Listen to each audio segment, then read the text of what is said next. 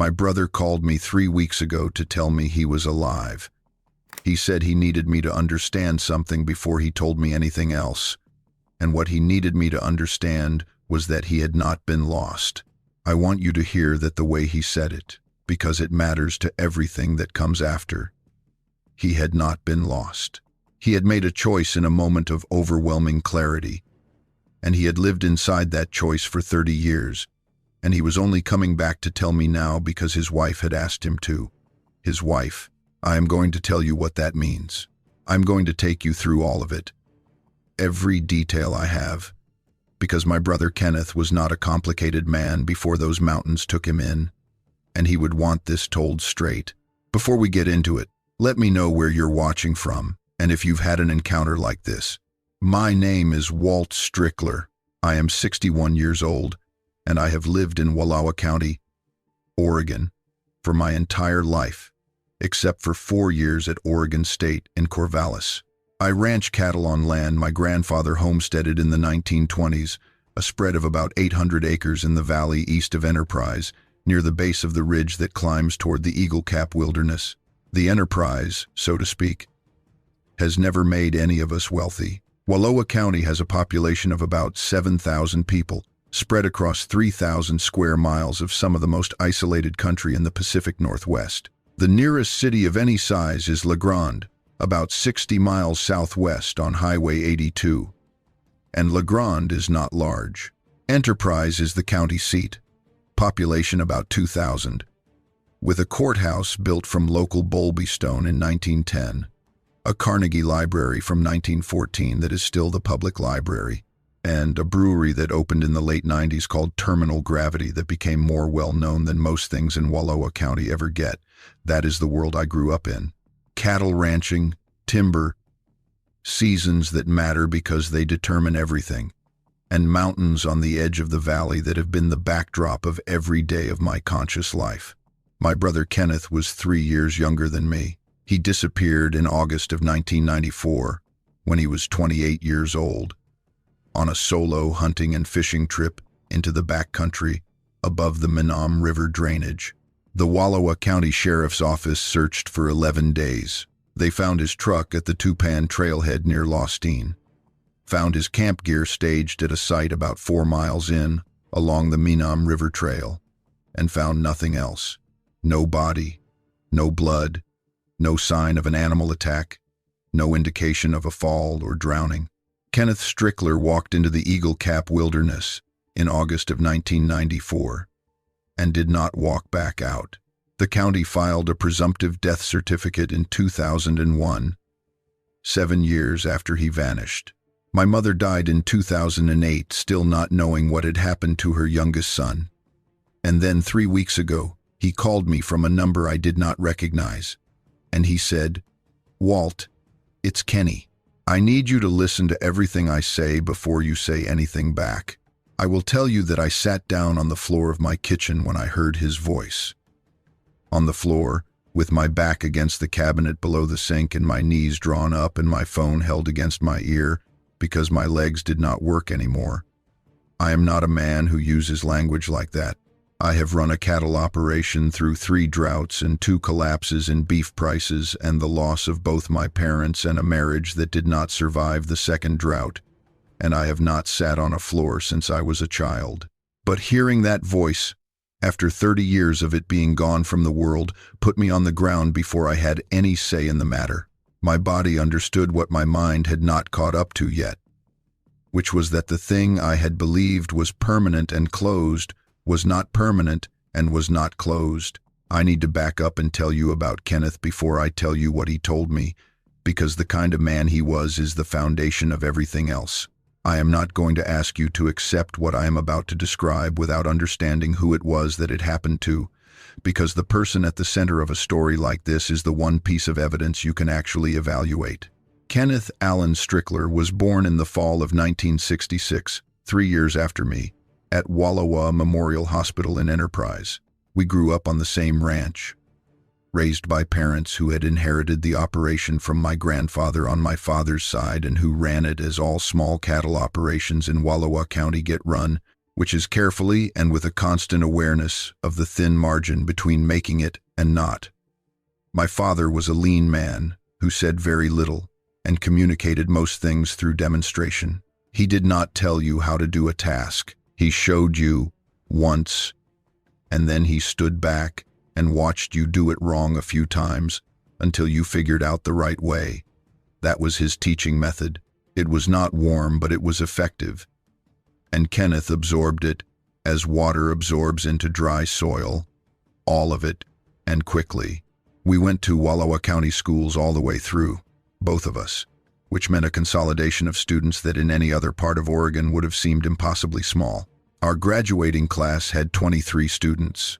Kenneth graduated in 1984. He was not a student in the academic sense, not because he was not intelligent, but because the classroom was not where his intelligence lived. His intelligence lived in his hands and his body and the back 40 of the ranch and the mountains above it. He could take an engine apart and put it back together in the time it took most people to find the right wrench. He could read the weather 3 days out by looking at the way the clouds moved over the peaks to the west. He could follow a deer track across ground that I would have declared trackless. After high school, he did what second sons in rural counties do when there is not enough of the ranch for 2 of them and not enough money to buy more. He worked. He worked for the Wallowa-Whitman National Forest as a trail crew hand for 3 summers.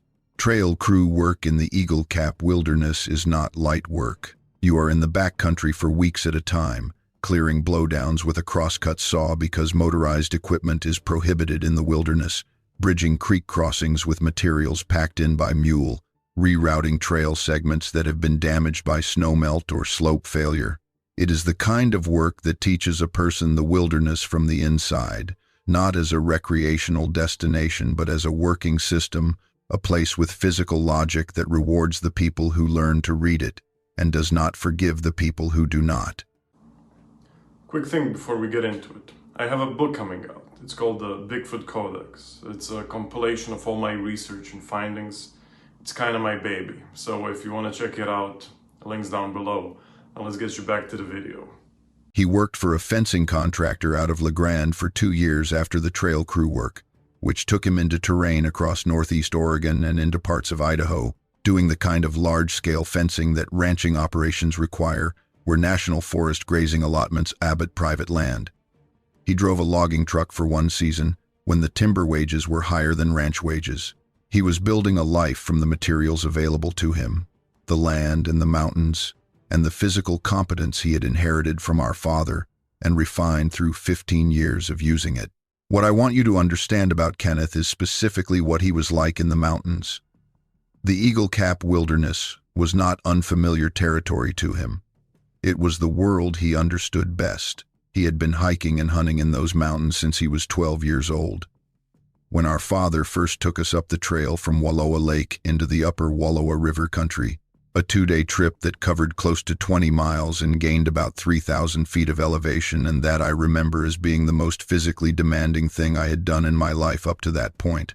Kenneth did not seem to find it demanding. He asked questions the whole way up about the terrain, about the plants, about the tracks we crossed, about how the topographic map in our father's pocket related to the landscape we were walking through. He was 12 and he was more interested in understanding the place than in surviving it, which is the mark of someone for whom the backcountry is a natural environment rather than an alien one. He could read topographic maps the way other people read newspapers, running his finger along a contour line and translating it immediately into actual terrain, the steepness of a slope, the depth of a canyon bottom, the way 2 drainages merged below a saddle. He knew which creek drainages in the Eagle Cap held water through late summer and which ones ran dry by August in a dry year. He knew the signs that a storm was building over the high peaks to the west and how much time you had before it arrived at your elevation, which in the Wallowas can vary considerably because the central peaks top out near 10,000 feet. He knew the difference between the tracks of a black bear and an elk in soft ground and the different implications of each for a person in the backcountry. He was the kind of man who went into those mountains alone not because he was reckless, but because he was capable. That distinction matters when you are trying to understand what happened and, equally, What did not happen? He had done this specific trip twice before. Two-pan trailhead on the Lostine River Road, north along the Minim River Trail, then veering east into one of the unnamed side drainages above the main canyon at an elevation where the maintained trail work ended and the true wilderness began. In the late summer of 1992, and again in 1993, he had gone in alone for 8 or 9 days at a stretch, fishing the upper Minim for bull trout and blue-backed cutthroat, and hunting blue grouse in the timbered benches above the river, where the birds concentrated in late summer around the huckleberry and serviceberry patches. He always came out. He always stopped at the payphone at the Lostine market when he hit the road and called me from it, because that was our agreement. Not because we were afraid, but because that is the agreement you make when you go into remote country alone, and Kenneth understood the logic of it. I expected that call in the 3rd week of August of 1994, and when it did not come, I gave it 2 more days. He had sometimes stayed longer than planned. 2 extra days did not alarm me. On the morning of August 22nd, I drove up the Lostine River Road to the two-pan trailhead. His truck was there, a 1989 Ford F-150, dark green, with a crack in the passenger side mirror that I had been telling him for 2 years to get fixed. The truck was locked. His staging equipment was in the bed, which is how Kenneth packed for a trip, laying everything out in the order it would be loaded, and then loading it, and then staging what he would not need until he got back. The fact that his staging equipment was still in the bed told me he had gone in and had not come back out. I radioed the Wallowa County Sheriff's Office from a 2-way I kept in my own truck. Deputy Kevin Marsh drove up the Lostine River Road that afternoon, and he walked the first few miles of the trail with me. We found Kenneth's camp at a site about 4 miles in, on a bench above the river. The gear was there, the tent, the stove, the food bag still hung from a bare wire in the trees. There was a fire ring with old ash. There was nothing to indicate what had happened or where he had gone. There was no note, no indication that he had intended to leave and come back. By the next morning, the Wallowa County Sheriff's Office had a search team on the trail. They ran the operation for 11 days, bringing in dogs on the 3rd day and a helicopter on the 5th, running grid patterns over the drainage and into the side canyons east of the main trail. They found nothing. On the 11th day, the lead searcher, a man named Hal Driscoll, who ran the Wallowa County Search and Rescue Team at the time, came to the ranch and sat at our kitchen table with my mother and me and told us they had exhausted the search area without finding any indication of Kenneth's whereabouts, and that while they were not formally closing the file, the operational search was being suspended. He said the mountains were vast and the terrain was difficult. He said the most common cause of a person going missing in wilderness of this type and not being recovered was a fall into one of the creek drainages, and that if that had happened, the recovery might not be possible. My mother did not say anything for a long time. Then she said, "He knows those mountains." She said it as she said everything, flatly and without drama, but I knew what she meant. She meant he was not the kind of man who fell into a creek drainage. She meant she did not believe the explanation, but she had no other explanation to offer, and so she was going to sit with the one that was available to her. I know what it means for a good man to go into familiar country and not come back. The Eagle Cap Wilderness is the largest wilderness area in Oregon, 360,000 acres of terrain that ranges from about 3,000 feet in the lower river valleys to nearly 10,000 feet on the high peaks. Between those elevations, there is every kind of country that northeastern Oregon produces.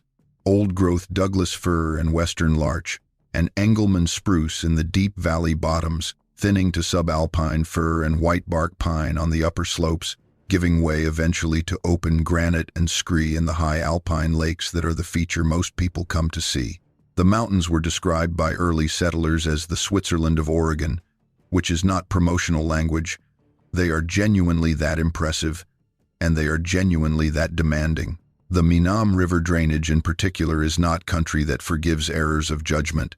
The main river runs 77 miles from its headwaters at Blue Lake and Meenam Lake in the high basin at about 7,700 feet, down through the wilderness to where it meets the Wallowa River at the small community of Meenam on Highway 82. For almost its entire length, it can only be reached by hiking or by horseback. There was a private airstrip at Red's Horse Ranch, a historic dude ranch in the lower Meenam drainage that the Forest Service acquired in the 1990s.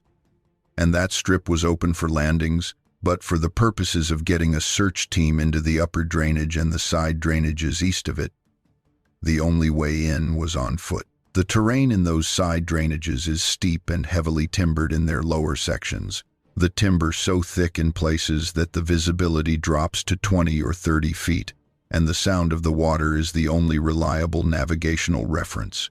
Higher up, the side drainages open onto granite benches and small, unnamed lakes, the kind of alpine terrain that is beautiful and trackless, and that a person can walk through for days without crossing their own path. A search team covering ground like that, even a well-run team with dogs and aerial support, is looking for a needle in a very large haystack made of other needles. So when the search came up empty after 11 days, I accepted what I was supposed to accept. I accepted that my brother was gone, not that he had left, not that he had chosen another path.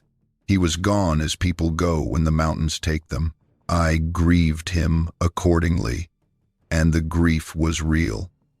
There is no qualifier I can put on it.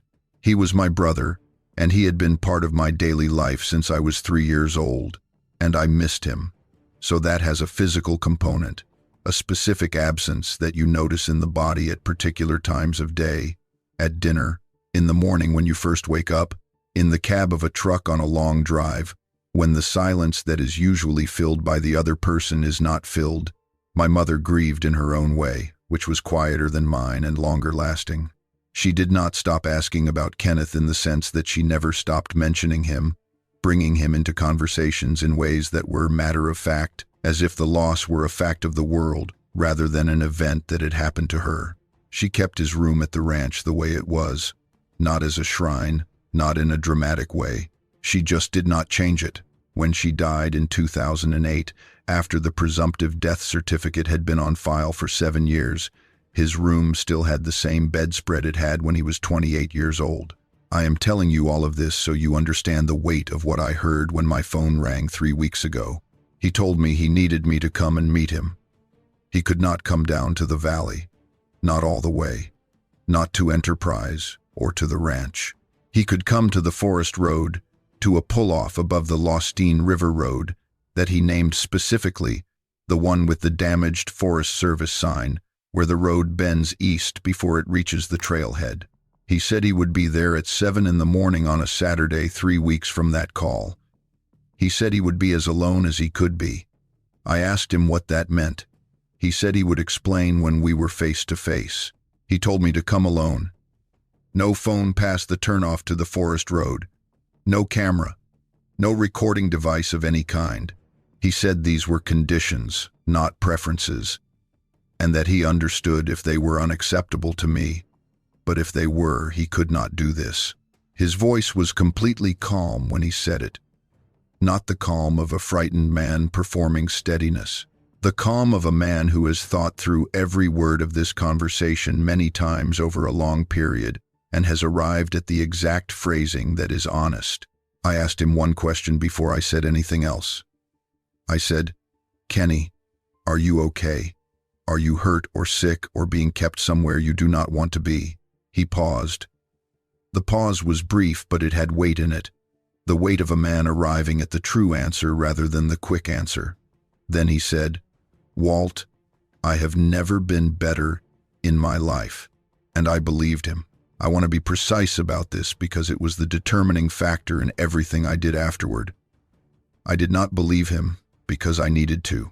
I believed him because his voice told me to, and my knowledge of my brother's voice over 58 years told me the difference between a man saying the truth and a man reciting a line. There was nothing in that statement that sounded like performance. It sounded like a man reporting an uncomplicated fact about his own condition. I said I would be there. I spent the next 3 weeks in a state I do not have a good word for. I told no one, because he had asked me not to, and because I did not know what telling someone would accomplish. I thought about calling the Wallowa County Sheriff's Office, and I decided against it. Kenneth had been legally declared dead. The presumptive death certificate had been on file in Wallowa County for 23 years. He was not a missing person with an active file. He was a deceased person with a closed matter. What calling law enforcement would have triggered was an investigation that would have started with a search, and I did not know enough yet about what he was living inside of to know who a search would harm. I made the call that I would go and hear him first. I will have to account for that call in my own conscience for whatever time I have left. I drove up the Lostine River road on a Saturday in late May of this year, before the heavy summer hiking season, when the upper road was still quiet enough that I would not have to explain my presence to other people on it. I turned onto the forest road when the sun was clearing the ridge to the east, the long horizontal light that comes through the larch and fir in late May and turns the whole canyon gold for about an hour before it goes vertical. I pulled into the pull-off and I turned off the engine and I sat there. The Lostine River was audible below me, lower than it would be in another few weeks when the snowmelt came off the high country and the forest above the road was still and cold with the cold that mountain mornings hold until mid-morning. He came out of the trees on the uphill side, from the timber above the pull-off. He walked into the clearing with a movement that I noticed before I fully registered who it was. A particular kind of deliberate, economical locomotion that backcountry people develop over years of moving through terrain where the ground is never fully predictable, where placing each foot requires a brief assessment rather than a habitual forward lean. He came out of the trees and he stopped and he looked at me across the clearing, and I got out of my truck. The first thing I noticed was that he was bigger than I remembered, not heavier. The opposite. Lean as serious backcountry people get lean, where the body has shed everything that the terrain does not require and what remains is dense and load-bearing. But Kenneth had always been lean. What was different was a quality more fundamental, the way he occupied space, the specific gravity of him. He was 58 years old, and he looked it in the ways that age looks on a man who has been outdoors in all conditions for 30 years.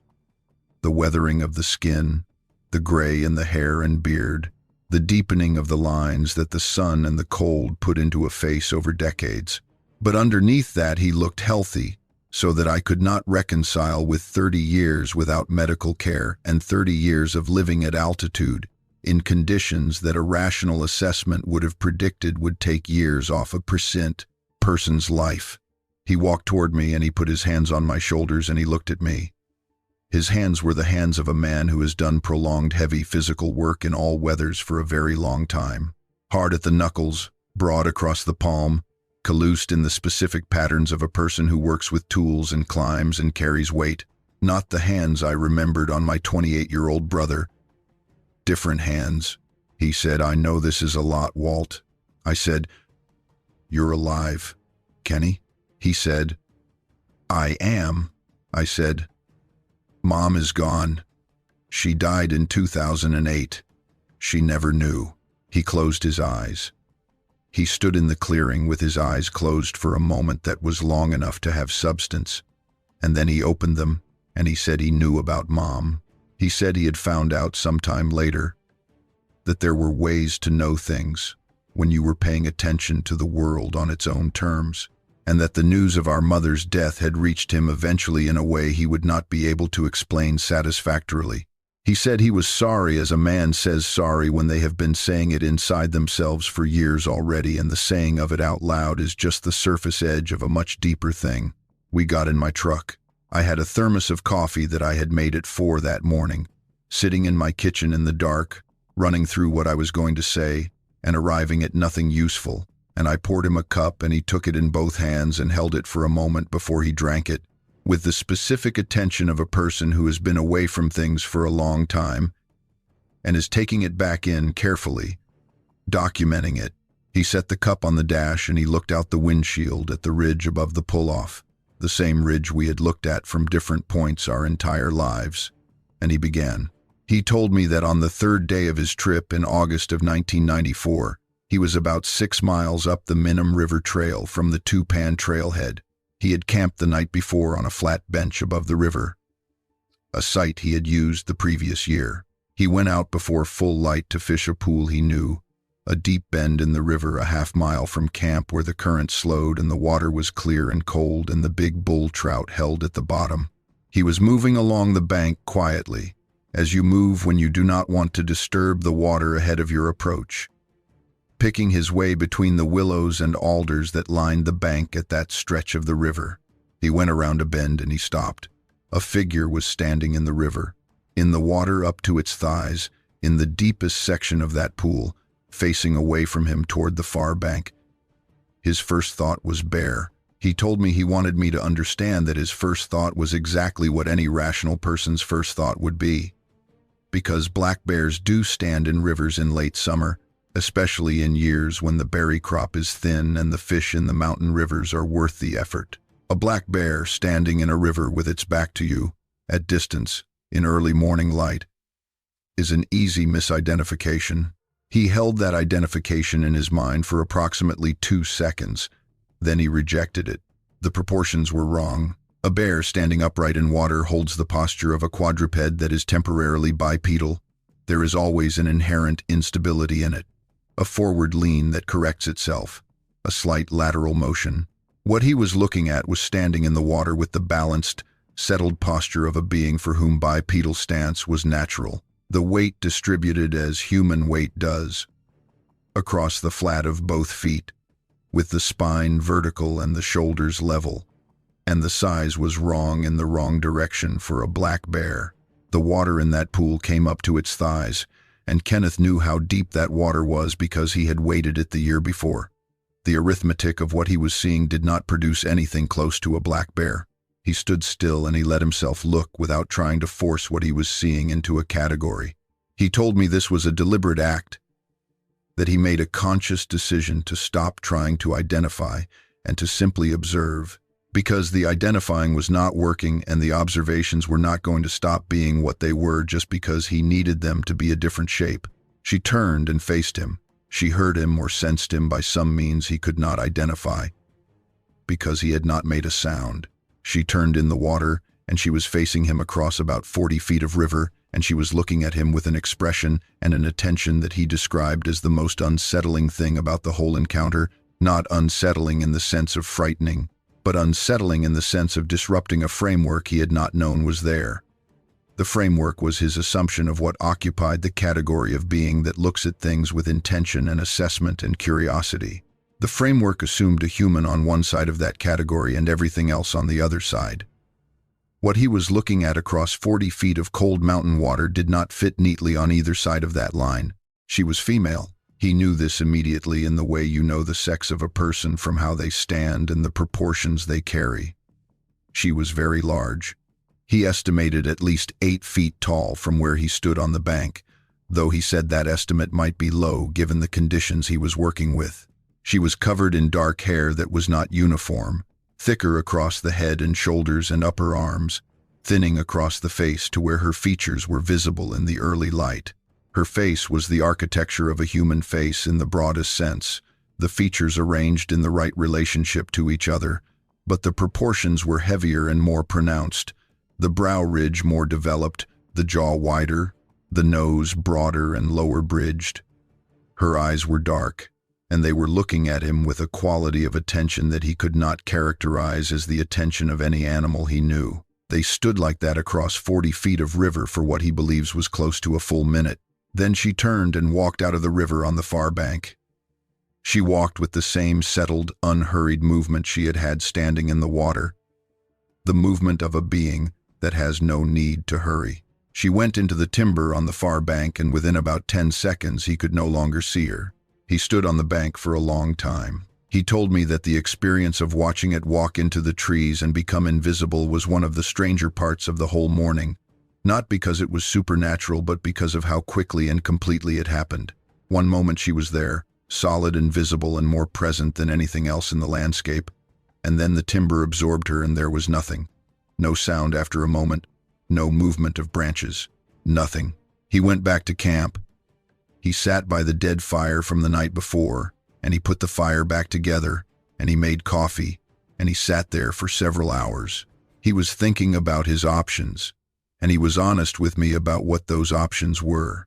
He could go back to the Two-Pan trailhead, get in his truck, and drive to the Wallowa County Sheriff's Office in Enterprise or to the Forest Service office in Joseph, and he could describe what he had seen. He thought about this carefully. He imagined the conversation. He imagined saying to Deputy Kevin Marsh, who would have been the most likely person to take the call on a weekday morning, that he had seen an 8-foot-tall bipedal creature in the Lostine River at 6 in the morning. He thought about what Kevin Marsh's face would do during that description. He thought about what the follow-up questions would be and what his answers to them would sound like. He thought about what the official response would be and whether it would help or harm anyone. He could also stay. He could stay in the drainage and see what the drainage offered him if he stayed. He could stop trying to put what he had seen into the institutional categories of reports and investigations and official responses, and he could simply be present in the place where he had seen it and see what happened next. He chose to stay, and he told me the reason he chose to stay was not exotic. It was the look she had given him from across the river. He had been in those mountains for 15 years at that point, and he had looked at a great many animals at close range, had locked eyes with elk and bears and birds and everything else that moved through the Eagle Cap country, and what he had seen in those animals' eyes was the look of a creature processing a threat, calculating a response, running the biological subroutine of predator or not, danger or not. What he had seen in the river that morning was different. He could not put it into language that satisfied him, he told me, but he was not willing to walk away from whatever it was. He made no attempt to go across the river that day. He spent the rest of the day at his camp and along the main trail, doing the things a man in the backcountry does, gathering wood, cooking food, checking his gear, fishing a different stretch of the river in the afternoon. He was being present in the place and letting the place register his presence. The second day was similar. He found tracks on the afternoon of that day, in the mud at the edge of a side creek that drained from the east into the main Minam about 300 yards above his camp. He found them when he crossed to the east side of the river at a shallow ford he had used before and followed the side creek upward looking for a pool he had heard about from a Forest Service trail crew hand years before. A pool at about the first bend where large fish supposedly held in the cold water coming off the snowfield above. He found the tracks before he found the pool. They were in the mud at the edge of the creek where the bank had been undercut, and the exposed mud was fine-grained and receptive, and they were clear. Bipedal, deeply impressed, and he measured them against his own boot, which he knew was 12 inches. The prints were 17 inches long. He crouched beside one of them for a long time. He looked at the detail of it, the impression of each toe, the depth of the heel, the way the arch registered in the mud. He told me that a cast of that track would have been the clearest evidence he had ever seen of what was not in any field guide he owned. He did not have the materials to make a cast. He looked at the track and memorized it and stood up and walked back to his camp across the river. That evening he moved his camp a quarter-mile upstream. On the morning of the 4th day, he made a decision that determined the rest of his life, and I want to be accurate about what that decision was, because I think it is often misunderstood in stories like this. He did not decide to go looking for her. He did not decide to chase her or follow her or pursue contact by any active means. He decided to move his camp east, away from the main trail and into the side drainage where he had found the tracks, and to wait, to be present and wait. This is a distinction that matters, because the person who chases is in a different story than the person who waits, and Kenneth was always a person who waited. He packed his camp, and he crossed the river at the ford, and he went east up the side drainage, climbing through timber that got denser as he moved away from the main creek, and the country got steeper. He climbed for about 2 hours before he found a flat bench above the creek on the north side of the drainage, sheltered by a stand of old Engelmann spruce, whose canopy was thick enough to reduce the wind substantially and open enough on the east side to allow a fire. He set his camp there. He was now in country that did not appear on the trail map he carried. The trail map showed the main Menam River Trail and the major drainages it passed. But this side drainage was not significant enough by the Forest Service's recreational standards to be mapped in detail, and above the main creek junction it showed only blank terrain with elevation contours. He set camp and he waited. He saw nothing that day and nothing the following morning. His food supply was beginning to be a consideration. He had packed for 8 or 9 days and he was now in his 5th day, and he had not been careful enough with rationing in the first few days. He cut his portions and he fished the side creek in the afternoon and caught 2 small cutthroat and ate them. He made a decision that he would give it 3 more days. If nothing happened in 3 more days, he would go back to the trailhead. On the evening of the 6th day after the morning at the river, sitting by his fire at the edge of the spruce stand in the side drainage, she came. She did not make noise coming in. He said there was a shift in the quality of the air at the edge of his camp. The way air shifts when a large warm body is nearby in the dark, a change in temperature and smell and the kind of atmospheric pressure that large living bodies produce. He looked up from the fire and she was at the edge of the timber, 20 feet from the fire ring, standing in the same settled, balanced way she had stood in the river. The firelight let him see her fully for the first time. He had seen her in early morning river light from 40 feet, which was not nothing but was also not sufficient for the kind of detail a firelight at 20 feet provides. He looked at her and let himself look without rushing any part of it. She was close to 8 feet tall, possibly more, and he felt more confident about this estimate at 20 feet than he had at 40 feet across a river. Her body was powerfully built as a being that spends its life doing physical work at altitude, the shoulders wide and the arms long and heavily muscled, the legs proportioned with the mass of the body above them as the legs of high-functioning athletes are proportioned, built for the load. Her hair was dark.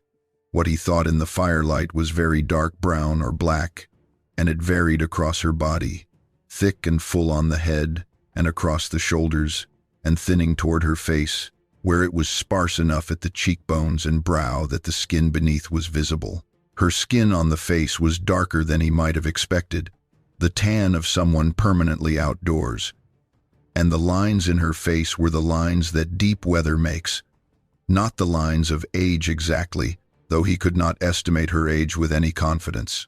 Her eyes in the firelight were dark and deep-set under that pronounced brow ridge, and they were focused on him with the compound, layered attention that he had seen across the river and that he still did not have a word for.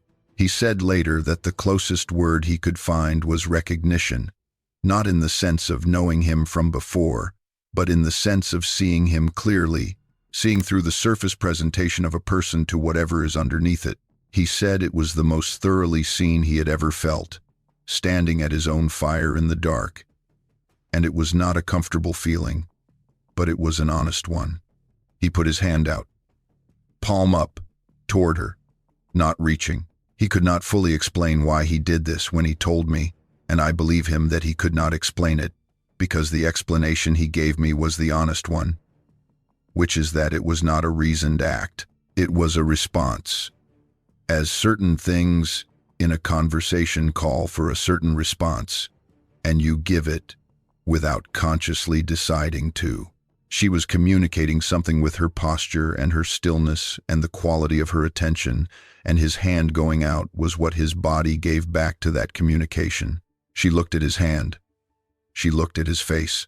She stepped out of the timber and into the firelight, and she crouched down across from him, the fire between them, putting herself at a lower position than her standing height. He noticed this at the time, and he noted it to me when he told the story. She was managing how she appeared to him. She was aware of what her full height did to a person looking up at it, and she was reducing that, making herself less imposing, which was a deliberate act that required theory of mind, the ability to understand that another being has a perspective different from your own and to adjust your behavior accordingly. She held her hand out toward him, palm up, flat, in the same configuration he had used. He put his hand into hers. She closed her fingers around it, slowly and carefully, and she held it for a moment, and then she released it. They sat across the fire and neither of them spoke, and the silence between them had content in it as silence has content between two people who are both present and paying attention. She vocalized. Low sounds, varied in pitch and rhythm, nothing like the calls of any wildlife he knew, nothing like speech, but not without intention. He found himself responding with his own sounds, approximations, resonances in his chest and throat that felt like reaching rather than communicating. He told me this was the thing he had most trouble telling me, because he understood how it sounded. He was a 28-year-old cattle rancher from Wallowa County, sitting alone in a mountain drainage at night making sounds at something he could not identify, and he was aware of how that story went in most tellings of similar stories. He wanted me to know it was not that. He wanted me to know that what was happening between them and the sounds was an attempt to close a distance that was real, using the only instrument available, and that the attempt was not one-sided. She left before dawn. She walked back into the timber without looking back, moving with the unhurried certainty of a being that knows exactly where it is going in the dark. Kenneth sat by his fire until the sky over the eastern ridge began to lighten, and then he did not pack up his camp. He stayed. She came back the second night. She came earlier, before full dark, and she stayed longer. She came back the third night, and the fourth. By the end of the first week of her coming to his camp, the communication between them had developed enough that he could identify, imprecisely, the difference between different kinds of sounds and what they were connected to, which sounds were responses to things he did and which seemed to be originated in her own thoughts. This was a crude beginning. He was aware of its crudeness, but it was a beginning. His food ran out on the 15th day. He had been rationing carefully since around the 10th day, but there was a limit to how far careful rationing could stretch provisions designed for 9 days, and the limit came on the morning of the 15th. He ate the last of his food and he sat in his camp and he thought about the arithmetic of his situation. A healthy adult male at altitude doing moderate physical activity needs a minimum number of calories per day to maintain function, and he had had 0 calories coming from provisions, and his fishing had supplemented but not replaced them, and the calculation told him he had a finite number of days before the decision about whether to go back was made for him by his body rather than his mind. She arrived in the afternoon of the 15th day. She was carrying meat. He said she was carrying it pressed to her body with both arms, a quantity of elk that he estimated at close to 60 pounds, more than he could have comfortably packed over the terrain between wherever she had come from and his camp. The elk had been butchered with some tool or method he could not immediately identify, the cuts clean and the pieces organized, so that was not accidental. She set it at the edge of his camp, and then she sat back and looked at him with the expression he had begun to recognize as satisfaction about a problem solved.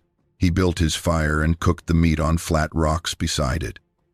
When the meat was ready, he set a piece aside and she reached forward and took a different piece and ate it raw. And he ate the cooked piece, and they sat across from each other in the afternoon light of the drainage in the mountains, and they ate together. He told me that was the moment when he understood what the rest of his life was going to be. Not in a flash of dramatic insight, but in the quiet way you understand a thing that is already true. He was not going back to the trailhead, not because he was unable to, because he did not want to, and the not wanting to was no longer something he was going to argue with. He thought about us when he made that decision. He told me this directly, looking out the windshield of my truck at the ridge above the pull-off. He thought about our mother and about me and about what his not coming back was going to do to us. He thought about the search that was presumably already underway. He thought about the night I would spend at the Two-Pan trailhead after the deputies went home, sitting in my truck with the heater running, looking at his dark green Ford and not understanding. He held all of that inside him and he let himself feel the weight of it, and then he stayed. He stayed because what was across the fire from him was a life he had not known was possible, offered to him by a being whose nature he did not fully understand, but whose presence he understood completely. He chose the life that was in front of him, I have thought about how to tell this next part, and I am going to tell it as he told it to me, which is plainly and without embellishment. His tent failed in mid-September. A storm came through the high country of the Wallowas, the way early fall storms come through, fast and heavy with wet snow, the kind that drops 2 feet in 12 hours and brings down branches and collapses anything that is not built for it. His 3-season tent was not built for it. By morning the poles had buckled and the fabric had torn, and he was sheltering under the collapsed tent in a spruce grove trying to decide what to do. She came to his camp mid-morning, after the storm had passed, and the snow sat heavy and blue-white on everything in the drainage. She came, and she looked at his collapsed tent, and then she looked at him, and then she turned and walked up the drainage, and he understood that he was supposed to follow. He packed what he could carry, and he followed. She led him along the east wall of the drainage to a place in the canyon wall that he had passed near several times and had not seen. He had not seen it because the approach was not obvious from the drainage floor. You had to gain elevation on the east wall and traverse a section of exposed granite face, and then there was a ledge system that accessed the overhang, and the overhang was not visible until you were on the ledge. It was a rock shelf that projected from the canyon wall at about 30 feet above the creek, backed by a cave that went about 12 feet into the granite and was floored with dry, accumulated debris, leaf matter and grass and animal hair, layered so that suggested long use. The overhang above kept rain and snow off the cave entrance and off most of the shelf. In a storm, in winter, it would have been possible to have a fire on the shelf and not lose the heat entirely to the cold. He stood in the entrance of the cave and he looked at it and he understood that this was not a discovery. Someone had used this place. Someone had known about it for a long time and had used it, and the knowledge of it had not been lost. He spent that first winter in and near the cave. He would not have survived that winter without her, and he was straightforward about this when he told me. He had the knowledge of a capable backcountry person, which was real and applicable, but the knowledge of a person who goes into the mountains for 9 days at a stretch, and the knowledge required to overwinter at high altitude in the Eagle Cap wilderness without any of the technology that makes winter camping survivable, are not the same knowledge. The gap between them is the gap between a person who knows how to swim in a pool and a person who can stay afloat in a river in November, and crossing that gap required someone who had done it many times and could show him how. She showed him which aspects of the cave to improve for warmth, how to read the canyon's wind patterns, to understand where the fire smoke would go, which drainages stayed passable in deep snow, and which ones filled with avalanche debris by December. She showed him the winter food sources, the places where elk concentrated in the lower canyon below the snow line, the frozen surface ponds where waterfowl could sometimes be taken. She showed him things about the snow itself, how to read its surface for the information it contained about what had moved through and when, and in which direction, how to tell a safe slope from a slope that was loaded and waiting. In December of that first winter he got sick. He had been exposed to a prolonged exposure to cold and physical stress that exceeded what his body had experienced before, and his immune system reached its limit. He could not keep food down. His fever ran high. He was in the cave, and he knew he was in serious difficulty because he was cold despite the fire, the kind of cold that comes from inside, from fever, that no external heat source addresses. She did not leave. She stayed in the cave with him for 4 days, staying beside him almost continuously, and she kept him warm in the only way available to her in a granite cave in a mountain winter, which was to hold him against her body and share her heat. He told me she was warm in a way he had never experienced warmth before. Not the warmth of a person running a fever, the warmth of something with a naturally higher core temperature than a human. A steady, pervasive heat that did not waver with breathing or with movement. He said he felt it in his bones. He said he felt it change the quality of his shaking. That the shaking that comes with serious fever is a specific kind of shaking that is separate from the shaking that comes from cold and the bone-deep warmth she put into him over those 4 days addressed the second kind and left him more able to endure the first. On the 4th day, the fever broke. He came back into clarity over the course of a morning. He was weak and dehydrated and hollow in the specific way. "You are hollow after a serious illness." And he looked at her face in the cave in the gray light of a December midday, and she looked back at him. And he said that whatever remained of the distance that had been between them went away in those 4 days. Not because of any dramatic event, because of a fundamental one. She had stayed. She had stayed for 4 days without going anywhere, without any indication of impatience or calculation. Just staying. And the staying was the declaration. He recovered over the following week. She brought food and water, and she was present, and she did not indicate in any way that she expected gratitude or that the 4 days were a debt owed. She had simply done what you do when a person you are with is ill. He said this was the thing that struck him most about it in retrospect. Not the scale of it, not the physical reality of being held against a body 8 feet tall and warm as a furnace in a mountain cave. The matter-of-factness of it. She had not weighed it. She had just stayed. By spring of 1995, he had been in those mountains for 7 months. The decision about whether to go back had become, over those 7 months, something different from what it had been in August. In August, it had been a decision being deferred. By spring, it had become a decision that had been made and was being lived. He told me he thought about going back several times during that winter, that the thoughts came most strongly in the early weeks of his illness when he was frightened and uncertain, and again in January, when the darkness of the canyon at that season and the cold became the dominant facts of existence for weeks at a stretch. He thought about our mother and about me. He thought about the presumptive death certificate that was presumably coming eventually. He thought about the ranch and the valley and the life he had left in it, which was a real life that he had genuinely valued. And then he thought about the cave, and the fire in the cave, and the being across the fire from him who had carried 60 pounds of elk through rough mountain terrain because he was hungry, and who had stayed for 4 days without leaving because he was sick. And he could not make the arithmetic work any other way. In the summer of 1995, she brought him to the group. He had known they were there, or suspected it, for most of that winter. There were sounds in the upper drainage at night that were not wind, and were not any wildlife he could identify. There was evidence of fire in places he had not made fire.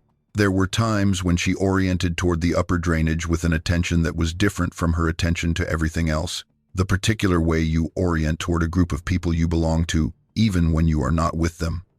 He had not pushed it. He had waited. There were 9 of them. He said this with the precision of someone who has counted carefully, and he said the count changed over the years, which I understood without needing elaboration. 9 at the time of his introduction, a range of ages and apparent sexes that he tried to describe to me in terms I could follow. 2 older females who occupied a central position in the group's decision-making, the way older women occupy central positions in close communities everywhere, quietly and by weight of accumulated authority. 2 adult males, larger than the females by a significant margin, who occupied the perimeter of the group's activities, and who were, in his assessment, the most difficult hurdle in his acceptance by the group. 3 intermediate individuals, adolescent or young adult by whatever measure applied, and 2 younger ones, who were clearly juveniles, and who were the most immediately curious about him and the least guarded. His introduction to them was conducted slowly. She did not bring him into the full group all at once. She brought him first to the periphery, to a place where the group would have been aware of his presence without him being physically inside the group's space, and she allowed time for this to settle before she moved him closer. He understood this as deliberate. She was managing the process of his introduction with a care that implied she had thought it through. The reception was not uniformly warm. He told me he expected this and had prepared himself for it. What he received from most of the group was a thorough examination. Each individual approaching him at different times over the first several days and looking at him with the compound, layered attention that he had first seen across the river, taking in information about him systematically. The older females were the ones who set the tone of the group's eventual response, and he could tell from how the group oriented toward them that their judgment of him mattered more than any other. The two adult males were the longest to settle into tolerance. One of them never fully settled into it. He told me this without melodrama. There was one male in the group who maintained a wariness toward him that never fully resolved, and he understood this as reasonable rather than hostile, and he never pushed against it. Over time, he became part of the group. He did not count the transition in months. He said it was a series of thresholds rather than a line crossed. The point at which he realized he was being included in movements rather than having his presence tolerated during them. The point at which the juveniles approached him without being monitored by the adults. The point at which the older females acknowledged him in the specific way they acknowledged other members of the group and not the way they acknowledged a problem they had decided to tolerate. He said the day he understood he was genuinely part of the group, not in name but in practice, was the day the older female he had thought of from the beginning as the one whose judgment mattered most came up to him at a fire and sat down next to him. He had been sitting alone, and she came and sat beside him without any indication of purpose or intention. She just sat there. He said he understood what it meant. He was useful to the group. He returned to this point more than once. He had skills that were applicable in ways that mattered, and the group was not too proud to use them. He could make things from available materials, tools and structures and traps that improved on existing methods in ways the group could evaluate and adopt. He could start fire in conditions where their methods were slower and less reliable. He could work with stone in ways that were directly applicable to tasks the group needed done, and they taught him things he could not have learned anywhere else. A way of reading the landscape and the weather and the movement of animals through it that was entirely outside the framework of his outdoor education. A whole vocabulary of information that he had walked through his whole life without being able to read. He told me about Mana directly, without any indication that it was a difficult thing to say. He said what was between them had developed fully over the course of the second and third years, and that she had set the pace for it, and he had followed her pace, and that when it was fully what it was complete in a sense that very little in his life had been complete. He said the knowing between them was not the knowing of people who have exchanged histories, because their histories were not translatable to each other in that direct way.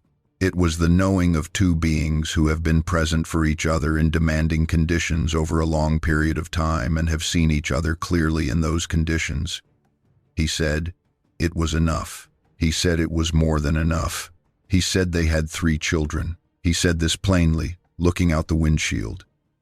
And then he was quiet for a moment, and I was quiet for a moment. And he said 2 of the 3 were grown in any measure he knew how to apply, and the youngest was in the period of life he would call adolescence. He said they were healthy and alive and in those mountains. He would not tell me their names or the equivalents of names. He said those belonged to the group. He said the reason he had come to me at all, after 30 years of silence, she had been the one who pushed him toward making this contact.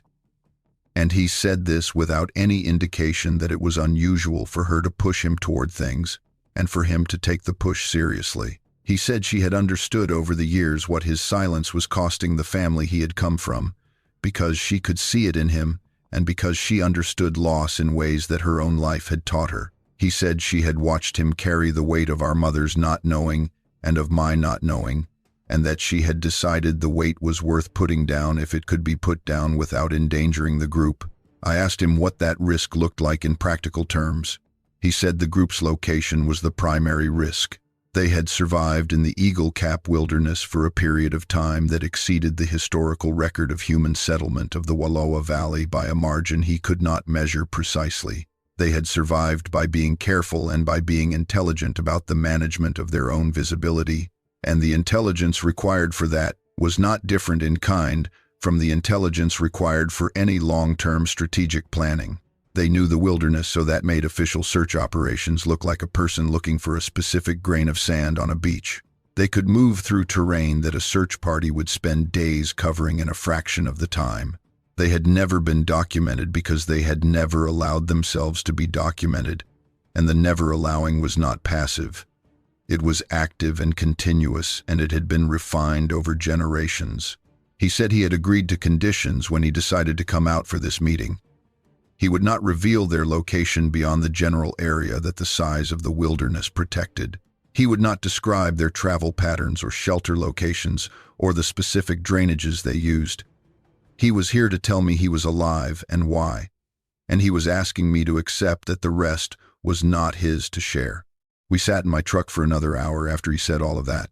I asked questions and he answered some of them and deflected others, and I tried to understand which deflections were about protecting the group and which were about things he simply did not have the language for anymore, and I got the sense that both categories had grown considerably over 30 years.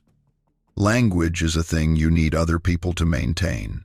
He had not been using English with other people for 30 years. He had been using something else, what he and Mana had built between them, and the English he was using with me was both fluent and somehow effortful, the way a language is when you love it but you have not spoken it in a very long time. Before he got out of the truck, he told me the last thing, the thing I said I would come back to. I asked him what he wanted me to know. Not what he wanted me to understand about the situation. What he wanted me to have, for myself, just to hold. He thought about it. He looked at the ridge above the pull-off for a while. Then he said, "She waited." I asked him to say more.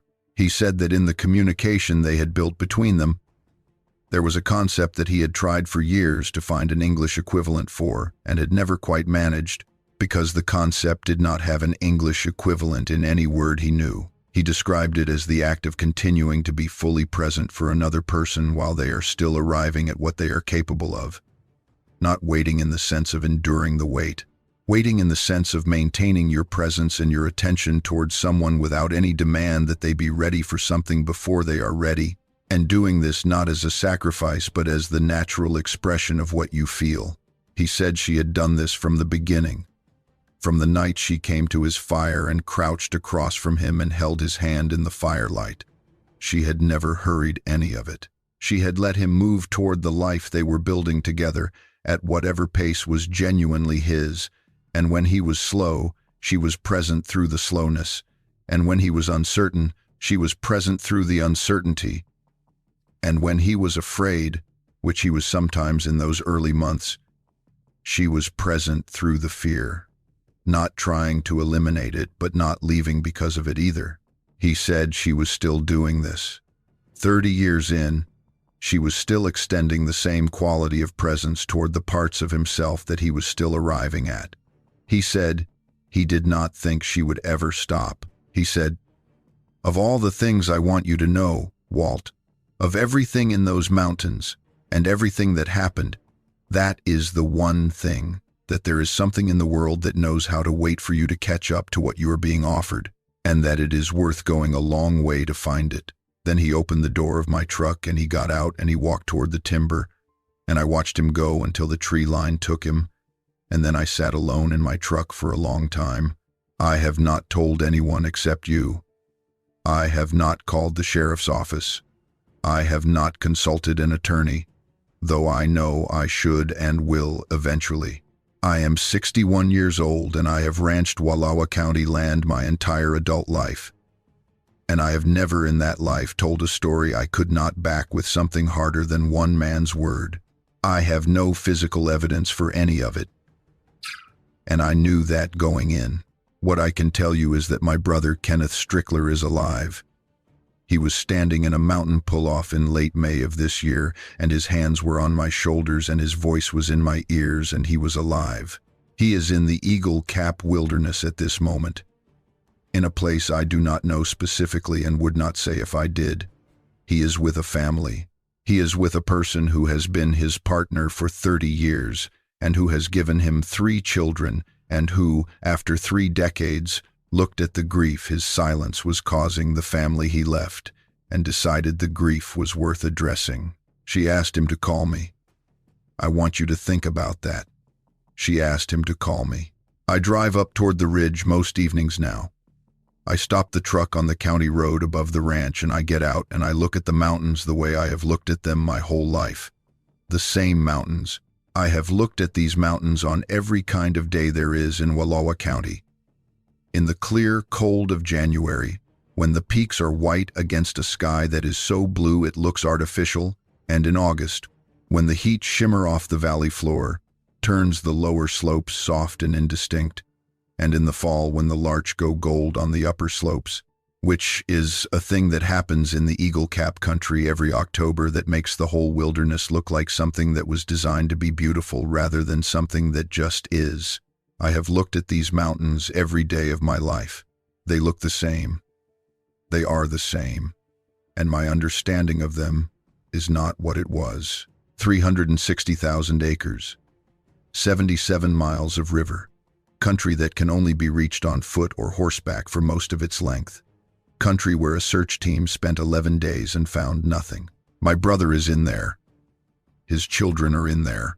A family that exists outside every record and every classification and every category that the science and the law and the institutions of this valley have to offer is in those mountains, and they have been there longer than the valley has been settled, and they are there right now. I think about her most of all. I think about a being in a river in the early morning light of an August day in 1994, turning around to find a stranger on the bank and choosing not to run. I think about the quality of attention she gave him across 40 feet of cold water. I think about 4 days in a cave in December with a man who was sick and might have been dying. Staying because staying was the thing to do and not making a calculation about whether it was worth it. I think about 30 years of building a life with someone who came from a different world than yours, slowly and without hurry, letting the building take the time it needed to take. I think about a being who looked at the grief her partner was carrying for the family he had left and decided, after 30 years, that the grief was worth addressing, even if the addressing came with risk. I do not have a word for what she is. I do not have a word for what she represents. I am a cattle rancher in Wallowa County, Oregon, and words for things like this are not part of my working vocabulary. But I find that when I stand at the ridge in the evening, looking up at the mountains and thinking about everything my brother told me, what I feel is close to what he described in the truck. A sense of something there, on the other side of the tree line, beyond the trails and the mapped terrain and the categories that the institutions of this world have for what is supposed to be in those mountains, present, patient, waiting, without demand, for the rest of us to catch up to what is being offered. I am not there yet. I may never be. But I am looking at the mountains differently. The Wallowa Valley is not a place most people have heard of unless they live in northeastern Oregon or have reason to go there. It sits at about 3,700 feet in the far northeastern corner of the state, a broad river valley floor of ranchland and hayfields, and small towns that have not grown much since the railroad came through in 1908. The valley is roughly 30 miles long and 10 miles wide at its broadest point. Wallowa Lake sits at the south end, a glacial lake of a particular color that changes with the light, and the mountains above it rise almost 5,000 vertical feet from the water's edge to the highest ridges. The Swiss Alps comparison gets made by every travel writer who passes through, and it is about as accurate as an analogy to another continent can be. We did not experience the valley as a travel destination when we were growing up. We experienced it as the fact of our lives. The mountains above the valley were the same mountains every morning. The same peaks visible from the kitchen window while my mother made coffee before anyone else was up. The same ridgeline visible from the seat of the tractor when you were doing field work in June. When you grow up inside a landscape, it becomes background, as a wall you look at every day becomes background. You stop seeing it as an event and start experiencing it as a condition. Kenneth never stopped seeing the mountains as an event. That was something I noticed about him from when we were young, that the mountains never became background to him as they became background to most of the rest of us. He looked at them in a particular way that I can describe now, looking back, but that I could not have articulated when we were growing up together. He looked at them as if they were an ongoing event, an ongoing active presence, and not yet finished. He looked at them as some people look at a person they are in love with that particular attention that does not exhaust itself no matter how long you direct it at the same object. My father noticed it too, though he never said so directly. What he said was that Kenneth would have made a good tracker. He said this when Kenneth was about 14, after a morning when the two of them had gone up into the timber above the ranch looking for a heifer that had not come in the previous evening, and Kenneth had followed her track across ground that my father had said was too dry and too broken by cattle traffic to hold a readable trail, and had found the heifer in a hollow about 1.5 miles from the main herd, standing over a calf that had come 2 weeks early and was alive and doing well. My father said, when they got back to the ranch that afternoon, that Kenneth would have made a good tracker, and then he went about his business and did not elaborate, and Kenneth never mentioned it, and neither did I. But I think about it now as one of the more accurate things my father ever said.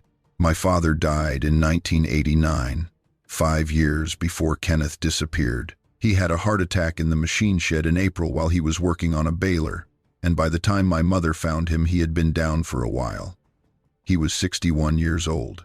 I was 27 and I had been back on the ranch for 3 years after my 4 years at Oregon State, and Kenneth was 23 and had been working for the trail crew and the fencing contractor and was home between jobs. We buried our father in the cemetery at the edge of Enterprise, which is where the Strickler family has been burying its dead since my great-grandmother came out from Iowa in 1912, and then we sat in the house for about a week not knowing exactly what to do, and then we went back to work because that is what you do when you live on a ranch. My mother was the center of the operation after that, as she had always been the center of the operation without it being obvious, the way that the person who keeps track of everything is often invisible until they stop keeping track of everything. She was 58 when my father died, and she did not slow down. She ran the books. She dealt with the bank. She maintained the relationships with the people who buy calves and the people who sell hay and the various government agencies that rural landowners have to maintain relationships with in Oregon. She was a capable woman in the specific kind of way that rural women are capable, which is to say she was capable at everything because everything needed doing and there was no one else to do it. She loved Kenneth so that was different from how she loved me. Not more, but different. I do not say this with any resentment. It was simply true, and it was visible to anyone who knew the family. I was my father's son in the particular ways that a first son resembles a father, the same temperament, the same way of attacking a problem by going straight at it and not looking for the angle. Kenneth was not like that. Kenneth had a quality in him that neither of my parents had, that quality of prolonged attention to the world around him, that refusal to let things become background, and my mother recognized it and was drawn to it as people are drawn to qualities in their children that they have always wanted and never had. When he disappeared, she did not collapse. She was not that kind of person. What she did was contract. She became smaller in some way that was not physical. A reduction in the territory of herself that she was inhabiting. She went about her business. She kept the books and maintained the relationships and made sure the calves got to market at the right time. She did not stop doing any of that. She just did it all from inside a smaller version of herself than she had been before. I watched this happen over the 7 years between his disappearance and the presumptive death certificate, and I watched it continue in the 7 years between the certificate and her death, and I want you to know what it looked like because I think it is part of the story. The not knowing was harder than the knowing would have been. A death, even a bad death, gives you a place to put the grief. You put it in the ground, and you can visit it, and you can know where it is. What my mother had was grief without a location, grief without an object, grief that kept reasserting itself because the object of it had not been definitively established. She would not let herself mourn him fully because there was no body and therefore no confirmation, and she could not let herself hope because the evidence against hope accumulated every year that he did not come back. She was stuck between two postures that could not coexist for 14 years, and it made her smaller as unresolvable things make people smaller over time. She died in 2008 at the age of 77 of a stroke. at Wallowa Memorial Hospital in Enterprise, the same hospital where both her sons had been born. I was with her. The last week of her life, when she was conscious but not reliably tracking.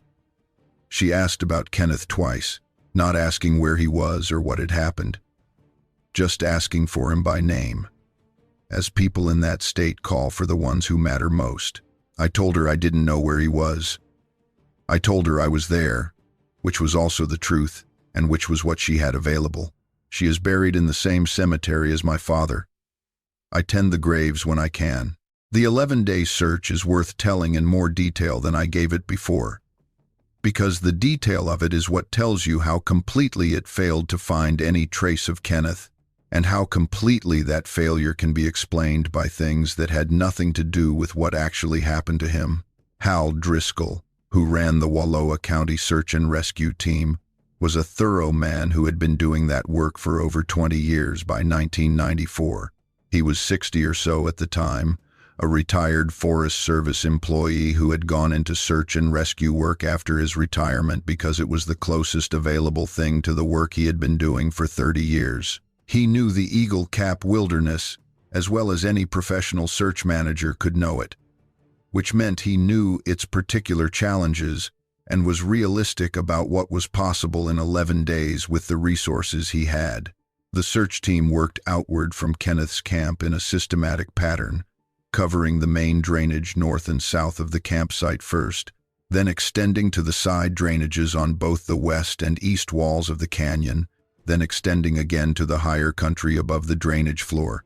On the third day, they brought in 2 dogs and their handlers, one team from the Wallowa County Sheriff's Office and one from Union County to the west, and the dogs worked the drainage for 2 days without indicating a track. This was noted in the search report as significant, but the dog handlers explained that the days of rain that had preceded the search had degraded any scent trails substantially, and that the creek drainages on both sides of the main canyon created scent washing conditions that made dog work unreliable. The helicopter ran grid patterns above the drainage on the 5th and 6th days, looking for any ground disturbance or visual indicator.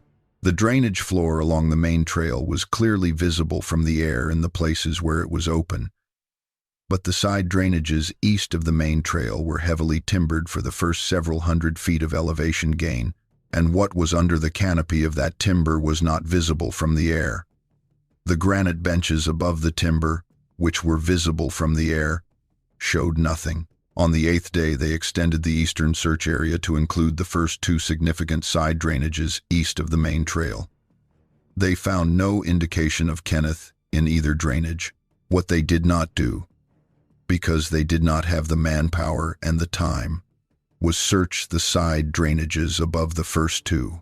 The drainage that Kenneth had moved into on his 4th day was the 3rd significant drainage east of the main trail junction, and it was further east and higher in elevation than the search had gone. This is not a criticism of Hal Driscoll or the Wallowa County Search and Rescue Team. They did what they could with what they had in the time available. The terrain they were working was brutal, and the area was vast, and 11 days was not enough to cover it completely. Hal told me this himself on the day he came to the ranch to tell us they were suspending the operational search.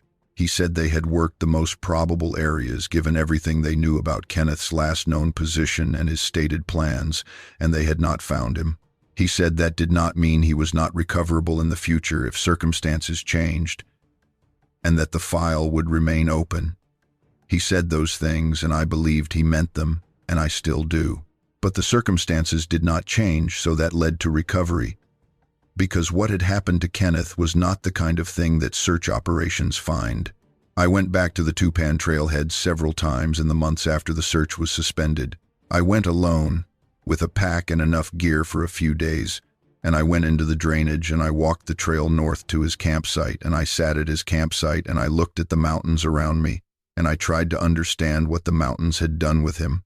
I did not find anything the search team had not found. I did not find anything at all. I went back in October of that same year, when the aspen below the canyon rim had gone yellow, and the larch on the upper slopes had gone gold, and the drainage was the most beautiful it would be all year. I sat at his campsite with a fire and I stayed the night. And in the morning I packed up and I went out.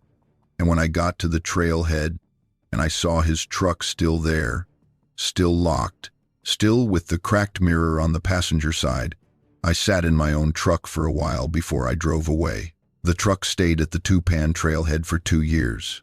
The Forest Service eventually had it towed and it came to me as next of kin, which at that point was what I was in the official record if not in my own heart. I drove it for a while. Then I didn't. It is still on the ranch, in the machine shed, with about 60,000 miles on it and the cracked mirror still unrepaired. There is more to what he told me about Mana and about the group than I have been able to put into an orderly telling, because some of what he told me was not orderly. It came out in pieces over the 2 hours we sat in the truck, doubled back on itself, corrected itself, went forward, and then returned to earlier ground that needed more. I'm going to try to put the pieces together here as coherently as I can. He said she was unlike any being he had encountered in the ways that count for understanding a person. He said this carefully, because he did not want to make it sound as if the basis of his understanding of her was comparison to human beings, which would have been reductive.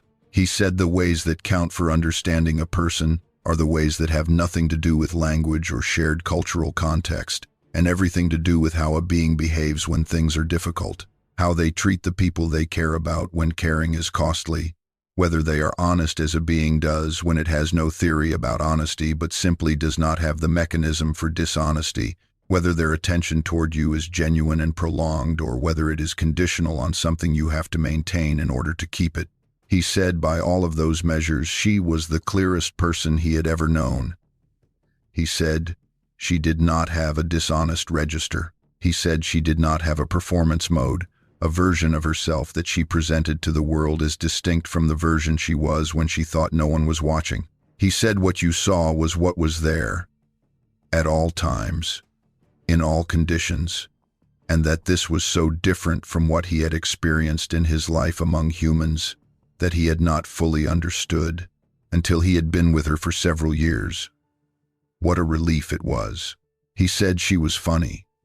I want to include this because I did not expect it and because it matters. He said she had a quality that he could only describe as a sense of humor, a capacity for finding the aspect of a situation that was absurd and communicating that she found it absurd so that he could read, not verbal jokes. Something more like the shared awareness of incongruity, the thing that makes two people look at each other when something ridiculous happens. He said she was very good at this. He said she could communicate the absurdity of a situation with a look and a sound that was more efficient than any joke he had ever heard. And that the first time she did it, about 3 months into knowing each other, he laughed. And it was the first time he had laughed since he had gone into the mountains. And he said the sound of his own laughter in the drainage surprised him almost as much as anything else had. He said she was interested in everything. This was the other thing he kept coming back to. That her attention to the world around her was not selective, as human attention is selective, was not filtered through prior categories of what is interesting and what is not. She paid attention to things that human observers would pass over entirely, small movements in the peripheral vegetation, patterns in the way water moved over certain configurations of stone, the difference in air quality that preceded a change in weather by 3 or 4 hours. He said watching her attend to the world was like having a teacher who had been teaching the same subject for a very long time and who still found every example of it new. She was not bored by the world. She had been in those mountains for her entire life and she was not bored by any of it. About the group, he told me things that he prefaced by saying he was limited in what he could share, not because he did not trust me, but because the group's privacy was not his to trade. I am going to tell you what he did share. The group's social structure was, in his reading of it, matriarchal in practice if not in formal designation. The older females were the organizational center. They made or heavily influenced the decisions about when the group moved and where it went and what the response to new conditions should be. The adult males were important in ways that were different, more physically oriented, more focused on the perimeter and on direct threats, But the decisions that shaped the group's long-term behavior came from the older females. He said this had been true for the entire time he had been with the group, and he understood from various communications that it had been true longer than he had been there. The group communicated in ways that went well beyond what he had expected from the sounds he had first experienced with Mana. There was a vocal range that covered subsonic frequencies he could feel but not hear, mid-range frequencies that he could both hear and, to some extent, produce, and a range of higher frequencies that he could hear but that his own voice could not access. The communication used all of these simultaneously, with different frequencies carrying different kinds of information, and it also used gesture and body orientation and touch in ways that were integrated with the vocal component rather than separate from it.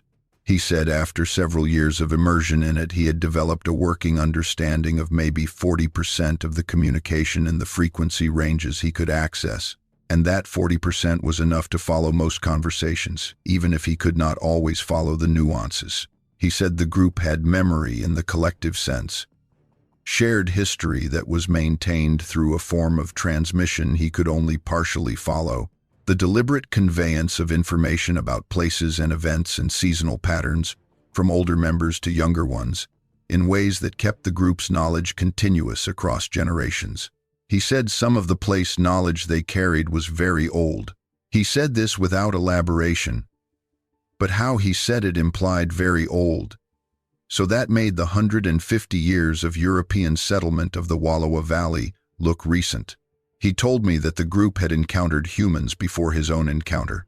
He said this was not a surprise to me and should not be a surprise to anyone familiar with the history of the region, because the Nez Perce and the other indigenous peoples of the Wallowa Valley had been in that country for thousands of years before European settlement, and it would have been impossible for the two groups to have shared the same landscape that long without some form of awareness of each other. He said the group's relationship to those encounters, historically, was careful avoidance rather than conflict, but that careful avoidance was not the same as no contact, and that there were things in the group's collective memory that referred to interactions with humans that predated his own presence by many generations. He would not go further into that. There were inpriest that Gapesa. He said the group moved through the wilderness with the seasons in a pattern that he had learned by living it, and that the pattern was driven by food availability and weather, and the movements of the game that were one of the primary food sources. In summer they were higher, on the granite benches and around the alpine lakes where the hunting was good and the visibility was long. In fall they moved down into the timbered drainages as the snow came to the high country. In winter they were in the canyon country, in the sheltered lower drainages where the snowpack was manageable, and the elk that wintered in the lower valley could be accessed from above. In spring they moved up again, following the snowmelt and the food sources it unlocked. He said in all that movement they had never been seen, not once, not in his 30 years with them. He said this with a flatness that indicated it was not boasting. It was a fact about what was possible when you had the motivation and the means to accomplish it. He told me about the years he spent learning to be in those mountains and how the group was in those mountains, and this is the part of what he told me that I have thought about most in the weeks since, because it describes a process that has no analogy in anything I know about. The first year was mostly survival. Not survival in the dramatic sense of barely making it, though there were moments of that, particularly in the winter.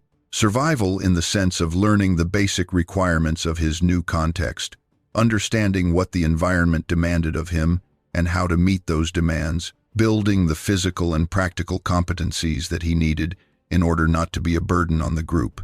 He was a burden on the group in the first winter whether he wanted to be or not, because he did not know enough. He ate food that the group provided. He sheltered in places that the group knew. He was carried, in the essential sense, through the first winter by the group's knowledge, and specifically by Mahna's knowledge, and he understood this and accepted it, as you accept a debt that can only be repaid by becoming capable. He was becoming capable. He was a person who learned physical things quickly and who retained what he learned, and the environment taught him without mercy. which is the most efficient kind of teaching. By the end of the first full year in the mountains, he had learned the topography of the area the group inhabited with a completeness that would have taken him a decade of recreational hiking to approximate, because he was in it every day in every condition and his life depended on knowing it accurately. He knew the drainages above the main Minam and the benches between them and the ridgelines above the benches and the passes that crossed the ridgelines and the terrain beyond the passes. He knew which slopes were safe and which were not in deep snow. He knew where the water was in dry summer periods and where the elk concentrated in different seasons and where the blue grouse were and where the salmon moved through the lower sections of the drainage system in the fall. He had also, by the end of the first year, developed the communication with Mana to a point where it was functional in the basic sense. He could understand the difference between a communication that was informational and one that was relational. He could express urgent information, the functional vocabulary of people living together in demanding conditions. Come here, go there, look at this, be careful, stop, wait. He could understand responses to things he said or did. He could follow some of the conversations within the group. Not all of them. Not the nuanced ones, but the ones in which the information being transmitted was concrete enough to be accessible to someone with a limited vocabulary and a new communication system. He told me that the learning of the communication was the hardest and the most rewarding thing he had ever done. He had not been a person who thought of himself as linguistically talented.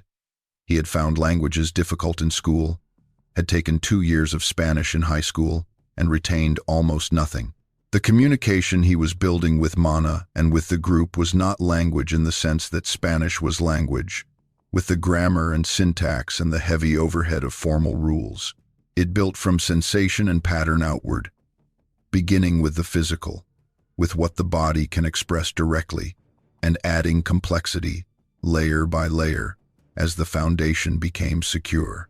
He said that learning it was like learning to hear, as if he had been going through his life with his hearing partially impaired without knowing it, and the world he was in now was making sounds he had not been able to receive before, and receiving them was not a skill he had to practice. It was a capacity that the environment was developing in him, whether he tried to develop it or not. The second year was when things changed dimensionally. He had the basic survival competency by then. He had the basic communication. He was part of the group in the functional sense. And now there was space for something else, for the building of something that was not just about getting through the days. The something else was between him and Mahna. He said they spent a great deal of that second year simply being in the same place, not always doing anything together, sometimes working alongside each other, sometimes working separately but within sight of each other, sometimes sitting near each other at the end of a day without the specific interaction that constitutes doing something together. He said he understood the value of this only in retrospect. At the time, it felt like the natural rhythm of two beings in the same space. Later, he understood that it was how she built things, through presence rather than action, through the accumulation of time shared rather than events shared. She was teaching him, he said, not with intention exactly, but by being what she was in his proximity consistently enough that his proximity to her changed him. He said the third year was the year he stopped missing the life he had left in any way that was acute. He had missed it in the first year and the second year, not constantly, but as you miss a country you have left when you come across something that reminds you of it. A certain quality of light in the afternoon. The smell of diesel, which is a smell that belongs to working ranches and does not exist in the Eagle Cap wilderness. Coffee, because he had not had coffee since his provisions ran out, and he discovered that he did not miss coffee the way he had expected to miss it. He missed my voice, he said. He missed our mother's voice. He missed the sound of the ranch in the mornings when you were up before anyone else and you could hear the cattle moving and the barn swallows going in and out of the machine shed and the particular silence that a Wallowa County morning has that is not the same silence as any other silence. By the third year, those misses had become something different. They were still real, but they were not acute. They were as you miss a place you grew up in when you have been away for a long time and have made a real life somewhere else. A real but habituated thing that surfaces occasionally and is acknowledged and subsides. He was not suffering from his choice. He had made a choice, and he was living it, and the living of it had produced a life that he did not want to be anywhere else than inside. He told me about the children carefully. He knew this was the hardest part of what he had to tell me, and he did not rush it, and he did not dodge it either. He gave me the facts and he let them land, and he waited for my response before he continued. He said there were 3. He said the first had been born in the 4th year, in the late fall, in the cave above the eastern drainage. He said he had not known what to expect, had thought about it and worried about it for months before, and that Mahna had let him worry without any indication that he was worrying about the wrong things. The birth had been attended by the 2 older females of the group, and he had been present, and it had been the most straightforwardly overwhelming experience of his life, which he told me, saying that he knew the word overwhelming was imprecise and that no more precise word was available to him. He said the child looked like both of them.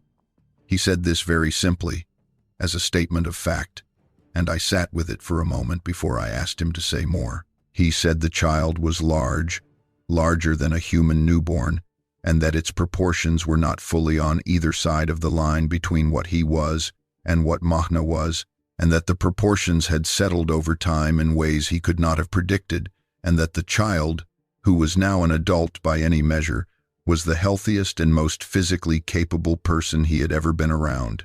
He said the second child came 2 years after the first, and the third 2 years after that.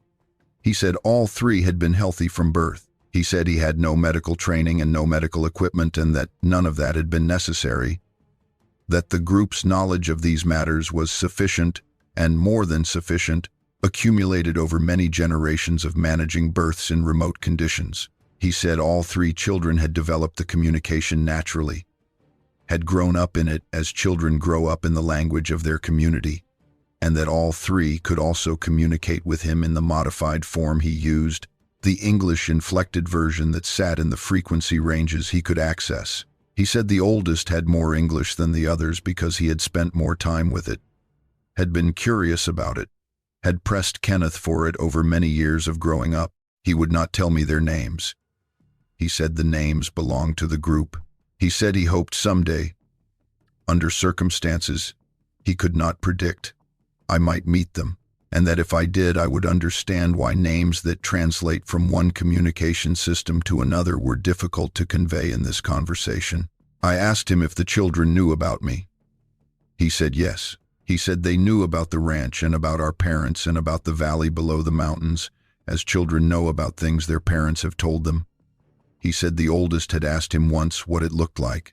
He said he had tried to describe the ranch and the valley and the way the mountains looked from below, from the perspective of someone looking up at them from the valley floor rather than down at the valley from inside the mountains, and that this reversal of perspective had been interesting to the child. The idea that the mountains you live in are the mountains that someone else is looking at from outside. He said the youngest, the one who was still in the period of adolescence by his estimate, was the most like him in temperament, which he told me with a smile that I recognized as Kenneth's smile even after 30 years.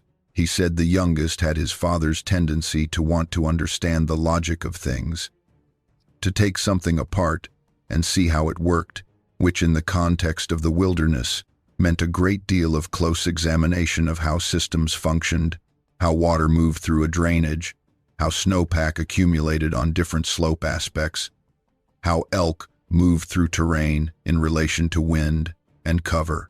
He said the youngest would probably be all right. I have spent 3 weeks with what Kenneth told me, and I want to be honest about what I have done and not done with it, because I think the honesty about that is part of what makes this story worth telling. I have told no one in Wallowa County. I have not called the Wallowa County Sheriff's Office. I have not contacted the Wallowa-Whitman National Forest. I have not consulted an attorney, though I know I should, and I will.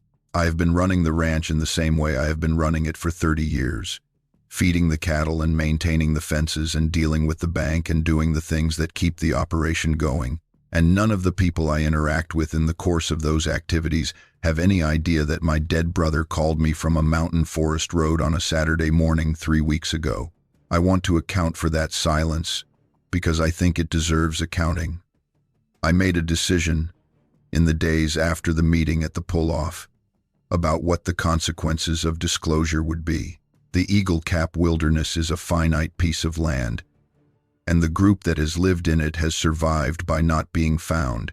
And if I go to the Wallowa County Sheriff's Office and tell them what I know, what follows is a search. I have been in enough searches in that country to know that a motivated, well-resourced effort through the eastern drainages of the Meenum would find things that the 11-day search of 1994 did not find.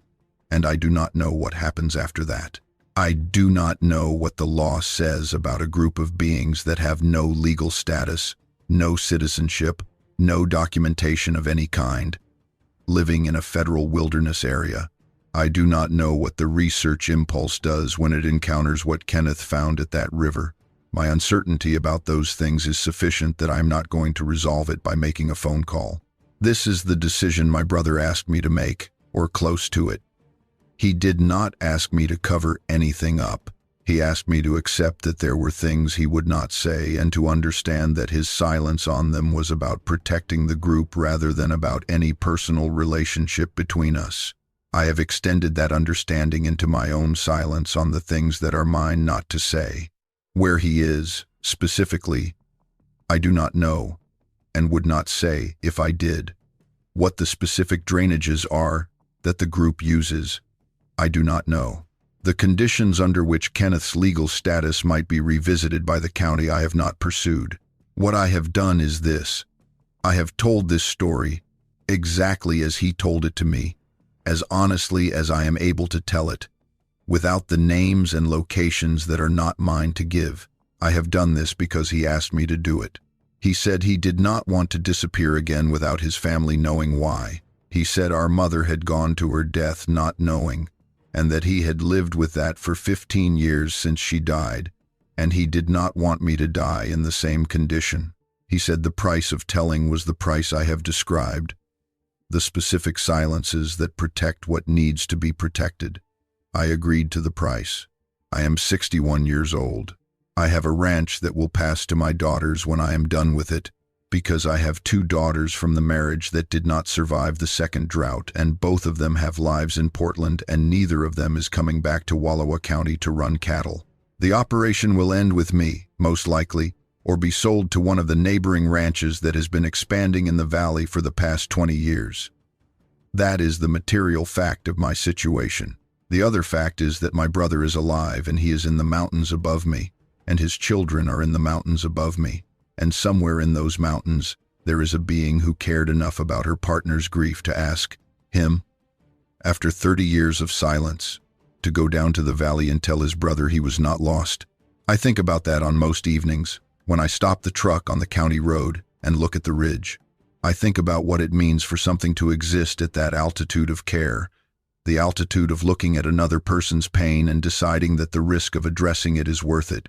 I have known a great many people in 61 years of living in Wallowa County, and I cannot think of many who would have done what she did, who would have decided, after 30 years of successfully keeping a group safe through careful invisibility, that the grief of a man's brother was worth some exposure, that the cost of that brother not knowing was higher than the cost of him knowing. That is the measure of her, as far as I can determine it from here. There is a specific quality of light in the Wallowa Valley in late May and in October, the 2 bookends of the season, when the sun goes low early and the mountains above the valley catch the last of it while the valley floor is already in shadow.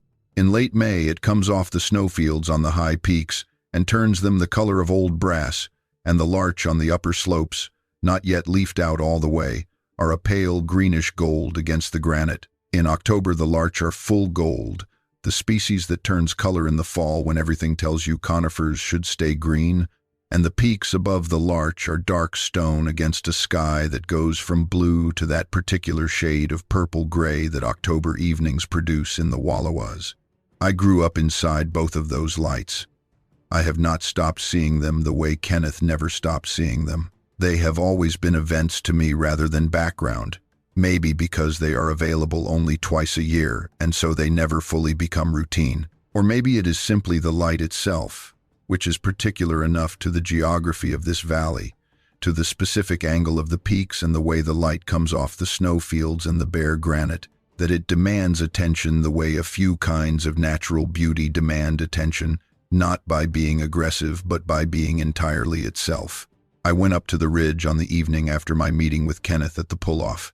I sat on the tailgate of my truck with the valley behind me and the forest in front of me and the light going long and gold over the peaks above the tree line.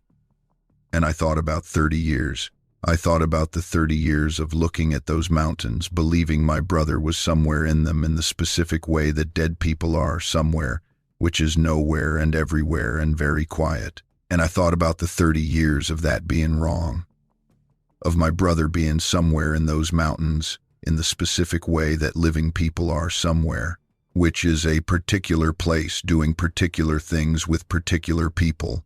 I thought about the truck in the machine shed with the cracked mirror. I thought about the presumptive death certificate in the county records. I thought about my mother's last days, the 2 times she asked for him by name. And I thought about Mana. I thought about something that exists in those mountains that my world does not have a classification for, that my science does not have a record of, that my law does not have a status for. Something that has been in those mountains since before the Nez Perce were driven out of the valley, since before the white settlers came up the Wallowa River in the 1870s and found this place and decided it was theirs.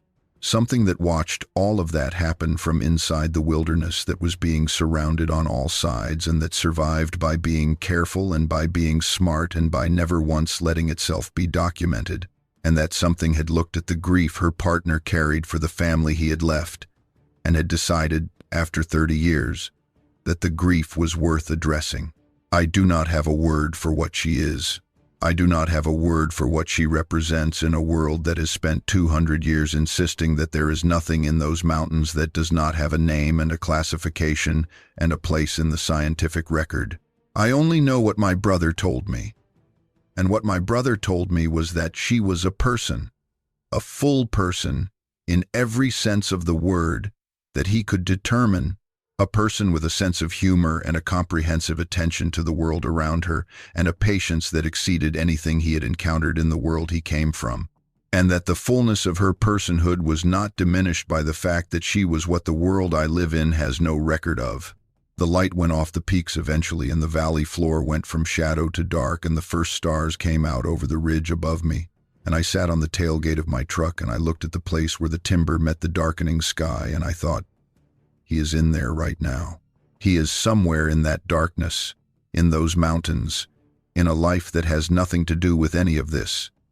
He is with his family. He is okay. And I find that I can hold that thought without the weight of it breaking me.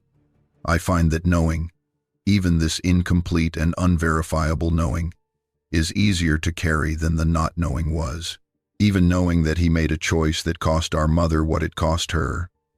Even knowing that there is grief in that which will not fully resolve while I am alive. Even knowing all of that, he is not lost. He was never lost. He found something in those mountains that my world does not have a name for, and he stayed. And the staying produced a life, and the life produced children, and the children are alive in those mountains right now, tonight, under the same stars I am looking at from the tailgate of my truck. That is what I know. That is all I know. It is enough. And there are things Kenneth told me that I have not fully reported in the order he told them, because the order was not always linear, and I have been trying to construct something that could be followed from beginning to end rather than something that has the actual shape of a 2-hour conversation in a truck cab on a mountain, forest road in late May. Let me tell you the things I keep coming back to. He told me about the first winter in a level of detail that was not all in the telling I gave you. He said the winter of 1994 to 95 was severe by Wallowa mountain standards, which meant it was severe by any standard a normal person would apply.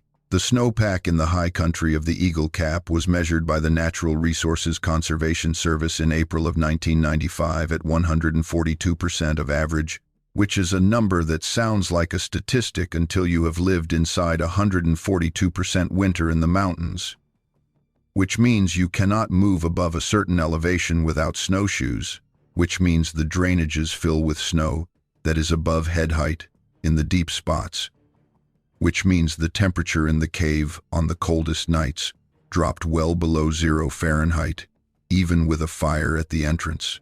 He survived that winter, and he survived it because the group knew how to survive it. That knowledge was not theoretical. It was the knowledge of people who had survived many winters in those mountains, who had learned over many generations which conditions were manageable and which were not, how to read the indicators that preceded the most dangerous cold spells, how to conserve caloric resources when the hunting was thin for days or weeks at a stretch. He was learning this knowledge in real time during his first winter, which is the hardest time to learn anything because the consequences of getting it wrong are immediate and serious. He said there were 3 nights in January of that first winter when the temperature inside the cave, with the fire running at the entrance, was cold enough that he genuinely did not know if he was going to stay warm enough to function. Not the cold of discomfort, the cold at which the body's core temperature begins to drop in spite of the fire and in spite of the extra clothing and in spite of everything else you can do. He said on those 3 nights Mana was with him in the cave, and she held him through the coldest parts of the night, and on those 3 nights he was warm enough because she was warm enough, because whatever her core body temperature ran at under normal conditions was high enough to maintain the warmth in the cave between them at a level that his own body could not have maintained alone. He told me this without any particular emotion, as a fact about the mechanics of surviving that winter. He said it as you would say, I ate elk, because that was what was available, with the matter-of-factness of a person who has had a great deal of time to integrate the unusual facts of his life into the normal register of how he talks about it. He told me about the summer of the second year, when the group moved to the high country for the summer months and he went with them for the first time.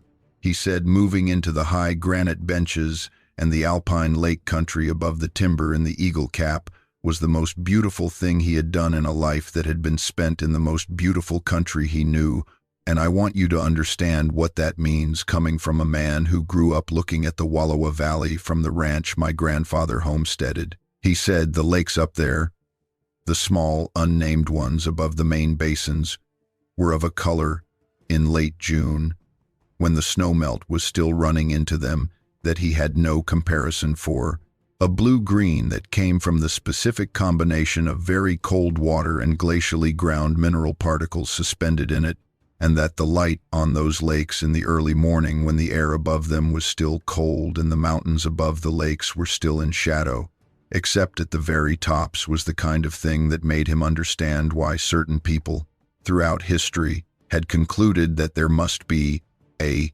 God. Because something that beautiful felt like it had to be intentional. He said the group was at their most relaxed in the high country in summer. The seasonal movement up into the alpine took them away from the pressure of winter survival and into abundance, into country where the game was plentiful and the living was as close to easy as it got for them, and in that relative ease, he could see more of them than he could see in the concentrated survival mode of winter. He could see the social dynamics more clearly, the relationships between the older females and the younger members, the way information was transmitted across the group, how decisions were made. He could see Mana in context, as a member of the group rather than as the individual who was his primary relationship, and he said seeing her in that context was one of the things that told him most clearly what she was. He said she was central in the group in a way he had not fully understood before he saw her in the full context of it. She was not the oldest female and she was not the largest individual, but her position in the social structure was, from his observation over many years, that of the person whose judgment carried the most weight, the one whose attention, when it moved toward a question, resolved the question. He said he saw this play out over and over, that when the group was in disagreement about something, which happened as disagreements happen in any group of people living at close quarters, the disagreement usually resolved when Mana oriented toward one side of it, not by force or authority exactly, by the quality of her engagement with the question, the comprehensiveness of her attention to it, which somehow made the answer more visible to everyone involved. He said this was consistent with what he knew of her from their own life together, that she was the kind of person whose judgment you trusted not because she was forceful about imposing it, but because it was consistently good.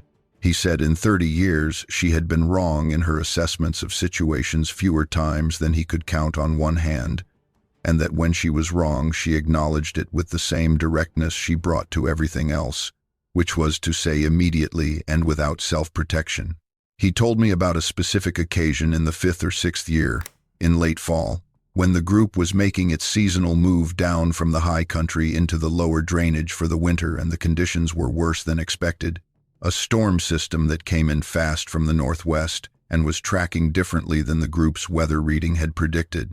The group had to make a decision in conditions of poor visibility and significant cold about which drainage to descend into, because 2 of the drainage routes to the lower country were available, and one of them was safer than the other in the storm conditions that were developing, and the information available was not sufficient to make the call obvious. He said Mana held the question for a long time, longer than he was comfortable with, and then she made a call that turned out to be right, which he did not know it was right until they were in the lower canyon and the storm showed them what would have happened on the other route. He said it was the clearest example he ever saw of her reading a situation by means he could not access and being right. He told me about how she changed over the 30 years. He said she had aged, that she showed the years as something built for longevity shows them, more slowly than a human would, but visibly, if you were paying attention over decades. He said her hair had gone lighter in places, a graying that was less uniform than human graying, patchy in certain areas that suggested it was driven by something other than the simple progress of age. He said the lines in her face had deepened. He said she moved differently than she had when they first met, not with less capability, but with the specific efficiency of a being that has been doing the same things for a long time and has eliminated every movement that is not necessary. He said she was more beautiful to him at 58, or whatever her equivalent age was, which he could not determine precisely, than she had been when he first saw her in the river. He said this as a plain statement of fact. He was not performing romantic sentiment. He was reporting what was true. He told me that the children had changed him in ways that he had not anticipated and could not have predicted. He had not had a framework for what his children would be. He had thought about it in advance and had found his thinking unable to produce a picture that was coherent. He had known, in an abstract way, that the children would be somewhere between what he was and what Mana was, and that their lives would be lived in the world of the group, in the mountains, in the communication system and the seasonal patterns and the social structures of the group. He had known all of this abstractly. The actual experience of his children had been entirely different from anything the abstract knowledge had prepared him for. He said the oldest had asked him, at some point in early childhood, what was on the other side of the mountains. He said he had tried to describe the valley, the ranch, the town of Enterprise, the road that went from Enterprise to La Grande and from La Grande to Portland and from Portland to everywhere. He said the child had listened to this with the prolonged, comprehensive attention that was characteristic of the group, and that was, in the oldest, more focused than in the other 2, and then had asked him if the other side of the mountains was where he had come from. He had said yes, and the child had looked at him for a long time without saying anything, and then had moved on to something else, and had not asked about it again for several years. He said when the oldest asked about it again, years later, what was asked was not about the geography. It was about why he had stayed. The oldest wanted to know why he had stayed. He said he had thought about how to answer that for several days before the oldest asked again, because he had known the question was coming back and he wanted to have an honest answer. When the oldest asked again, he said, Because your mother waited for me, and I did not want to make her wait any longer. He told me the oldest had accepted that answer. He told me with the same flat directness he told me everything else, as if the fact of his oldest child asking why he stayed and the answer he had given were simply things that had happened and that he was reporting accurately. I think about that exchange between my brother and his oldest child sometimes. I think about a child who was raised in the Eagle Cap Wilderness in the family of a man who walked away from this valley 30 years ago, asking why their father had stayed. And I think about the answer my brother gave, which was not about love in the abstract, but about the specific act of being waited for, and what that act had meant to him. He stayed because she waited, and because he did not want to make her wait any longer. I find that I understand this more than I would have expected to, and that the understanding of it is one of the things that has changed in me since I sat in that truck at the pull-off above the Lostine River road in late May. I have not been a person who was waited for, in the sense that Kenneth described. My marriage ended because my former wife eventually stopped being willing to wait for things I was unable to give her, and I understood why she stopped, and I did not blame her for it, and I do not blame her now. She was right that the things were not coming. The things were not coming because I did not have them in a form I could give. And the honest version of the story is that I did not know that until she told me, which is its own kind of failing. My daughters have not waited for me in that sense either, not because they are not patient people, but because what they needed from me was simpler and more available. The basic presence of a father in their lives, which I was able to provide, even in the years when I was least capable of providing anything more complex. But I have never been fully waited for. As my brother described, I have never had someone present themselves to me as Mana presented herself to him, as a complete, patient, consistent presence that would remain regardless of how long it took him to arrive. I have never had something look at me across 40 feet of cold mountain water and stay there until I understood what I was looking at. I think about this when I am at the ridge in the evenings. I think about it without self-pity, because self-pity is not a useful quality, and I did not develop it even in the hard years. I think about it as a fact about the life I have lived and the life my brother has lived, and how differently they went after they diverged in August of 1994, and what those differences amount to. I think he chose well. I think he made the choice that was right for him, and that it cost what it cost, and gave what it gave, and that the accounting of it, if an accounting can be made, comes out in a place that he is at peace with. That is what I heard in his voice in the truck. That is what I saw in his face at the pull-off. A man at peace with the accounting of his life, which is not a thing you see as often as you would like. I will be 62 years old in November. I am in good health, and I run the ranch the same way I have always run it, and I expect to continue to do so for another decade or more if my body allows. I will probably outlive the ranch operation itself, which will be sold or consolidated when I am no longer capable of running it. That is a future I am at peace with. What I was not at peace with for 30 years was not knowing. The gap in the story, the place where my brother was, and the question mark that sat there, that is gone now. The gap is not empty anymore. It is full of 30 years of a life I could not have predicted and that I cannot fully understand from where I am standing. But that is real and ongoing and populated with people. The Eagle Cap Wilderness is 360,000 acres of some of the most remote country in the lower 48 states.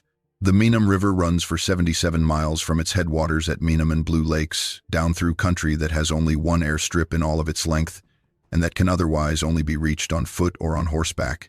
In all of that country, in all of those miles, in all of those drainages and benches and granite faces and alpine lake basins, there is a family. My brother's family. My family. I am looking at the mountains differently.